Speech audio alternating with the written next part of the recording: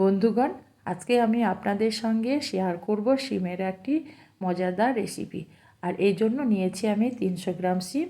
শিমটাকে আমি আগামাথা এভাবে কেটে নিয়েছি আর সিডটাকে ফেলে দিয়েছি। এবার আমি মূল রান্নায় ফিরে এলাম। তার জন্য একটা কড়াই বসিয়ে দিয়েছি গ্যাসের মধ্যে। কড়াইয়ে আমি 3 চামচ সর্ষের তেল দিয়ে নিলাম আর দিয়ে দিলাম কালো জিরের ফোড়ন। এবার আমি শিমগুলোকে গরম তেলের মধ্যে দিয়ে দিলাম। এবার আমি নেড়ে চেড়ে শিমগুলোকে কিছুক্ষণ ভেজে নেব। এভাবে ঘুরিয়ে ফিরিয়ে শিমগুলোকে কিছুক্ষণ ভাজবো, কাঁচা গন্ধটা যাতে চলে যায়।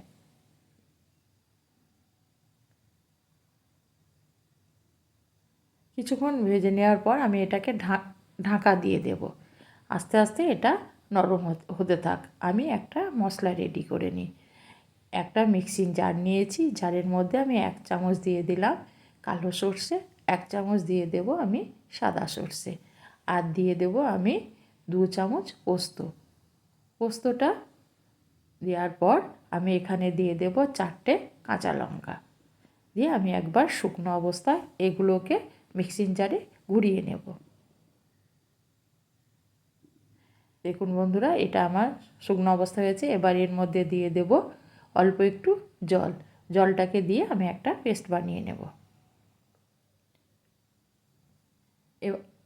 আমি ঢাকনাটা খুলে দিলাম। এবার আমি শিমগুলোকে নেড়ে চেড়ে নেব।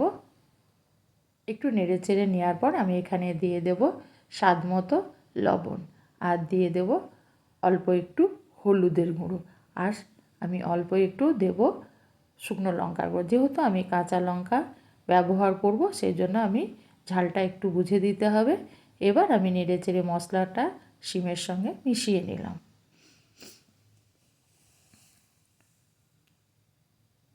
কিছুক্ষণ কষিয়ে নেওয়ার পর আমি এই যে পেস্টটা বানিয়ে রেখেছি সেটাকে দিয়ে দেব।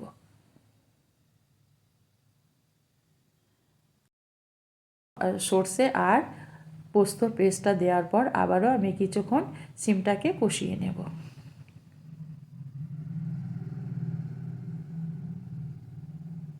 এইভাবে ঘুরিয়ে ফিরিয়ে কিছুক্ষণ কষিয়ে নেওয়ার পর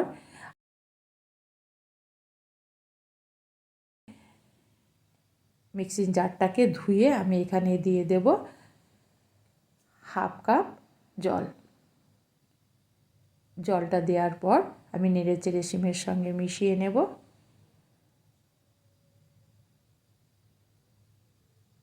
এবার আমি এটাকে ঢাকা দিয়ে মিনিট 5 রান্না করে নেব।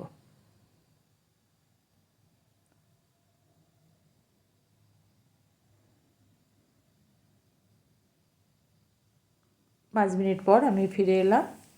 জলটা অনেকটাই শুকিয়ে গেছে। হ্যাঁ বন্ধুরা, এখানে ঝোল থাকবে না, একটু মাখা মাখা শিমগুলো হবে।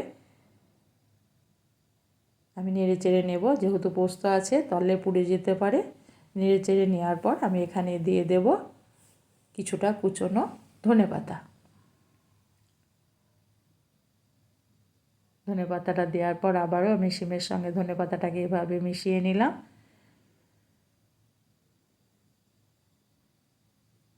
এবার আমি এখানে দিয়ে দেব 1 চামচ সর্ষের তেল। এই তেলটা না দিলে রান্নাটা অসম্পূর্ণ হয়ে যাবে। টেস্টটার জন্য এই তেলটা দেওয়ার জন্য এই টেস্টটা খুব ভালো হবে, খেতে কিন্তু দারুণ লাগবে বন্ধুরা।